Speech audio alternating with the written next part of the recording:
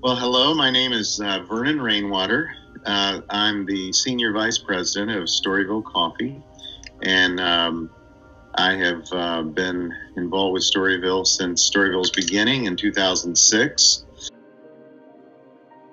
So Storyville began with kind of a radical dream, a dream of seeing everyone in the world have the opportunity for freedom. A friend of mine, one primary guy, and then several of us heard a guy speak named Gary Haugen, who's the founder of International Justice Mission, and we were really motivated by what he said about human trafficking and the need to end it, and what a significant problem it is in the world.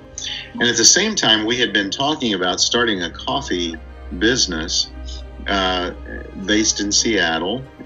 We started a coffee company that was really an e-commerce company, built a roasting studio on Bainbridge Island, and began to sell coffee through the internet and on a subscription basis, and then made the decision from the very beginning that our company would be a forgiving company, meaning that all of our profits, after we had paid our staff and our overhead, that any profits we made would go toward the cause of eliminating human trafficking. And so in 2013, we opened our first shop at Pike Market. They're right in the corner market. A few months later, we opened a shop down at First and Madison, downtown Seattle again. And then a few months after that, we opened up our Queen Anne shop.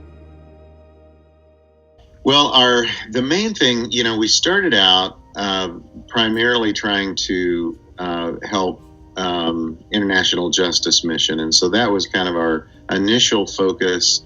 And IJM, which is a wonderful organization, works on a global scale. And so we started there. But then we realized when we started opening shops in Seattle that we need to do things in our own community right in Seattle. We're involved at this point with over 20 organizations right in Seattle that have a great vision, a great program, a mission to make an impact on eliminating human trafficking, but lack the funding to do that. And so, again, a part of Storyville's mission is we want to sell people great coffee and provide a great experience for them, and then use those profits to support these organizations. Faith really is a motivational part of what we do, first and foremost, because those of us who are followers of Christ in this company believe when he said, come to me, all you who are weary and heavy laden, and I will give you rest, that a part of that rest that he gives is the release from the things that enslave us, and that has a lot of spiritual and other messages connected with it. And so a part of what, motivates us is to see everyone have the opportunity to know that kind of rest, whether they're followers of Christ or not. It's not a condition for working at Storyville. It's not a condition for even how we give out funds to organizations, but it is motivational in that we feel like it's part of the mission that God put us on this earth to do all that we can for as many people as we can, as long as we can. We believe that if God is love, that it's up to us to be the ambassadors of that love, and that's what we want to do in Seattle and beyond.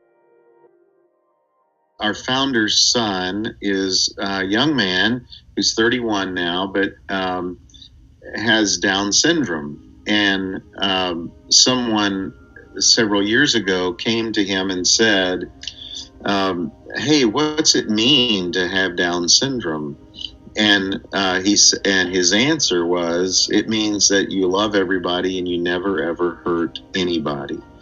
And when we heard that, when he said that, it kind of struck all of us as, wow, what a world this would be if we really did believe that and live that out day to day. And so it's why we put it on the walls of our shop.